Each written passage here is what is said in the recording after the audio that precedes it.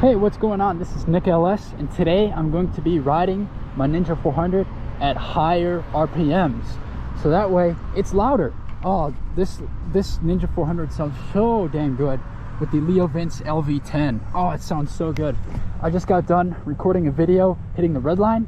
Wow, that's the first time I've ever done that on the Ninja, and it felt so good. It's such an adrenaline rush. So on this ride, we're going to be riding at those higher RPMs, and we're gonna be able to listen to this thing purr. So let's get it.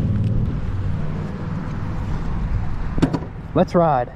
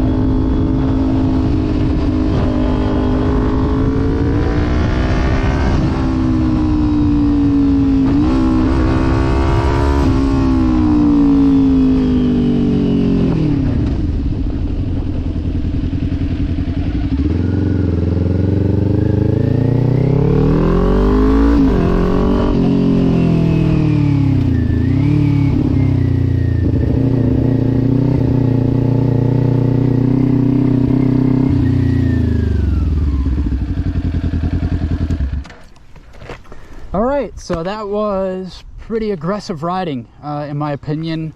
I want to talk about a couple things about that ride. The first thing was back when I was on Highway 100, probably rewind 3-ish minutes ago. I was pointing at the gauges here. I just wanted to show what it sounded like when I was going the same speed, about, I don't know, 45, 50, somewhere on there. I just wanted to demonstrate what it sounded like being in third compared to fourth. Riding at higher RPMs, obviously in third gear, you're going to be in that higher RPM range, and you can hear it. It's a whole lot louder. So that was very enjoyable. Personally, I like riding. When I was demonstrating, it was like fourth gear, just because it's a little easier on the ears. I'm not going to go deaf, and I think the bike, I don't know. It sounds great either way. So that's point one.